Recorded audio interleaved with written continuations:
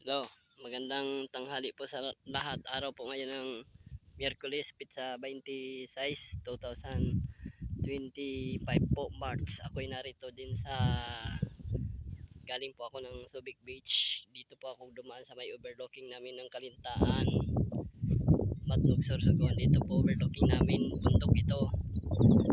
Ay mayroon po kami dito ng magandang view. Ito, narito ako ngayon. At saka po ay itoong aming barangay ay malaki po yan ang aming barangay at maraming bahay dyan na nakatira sa ilalim.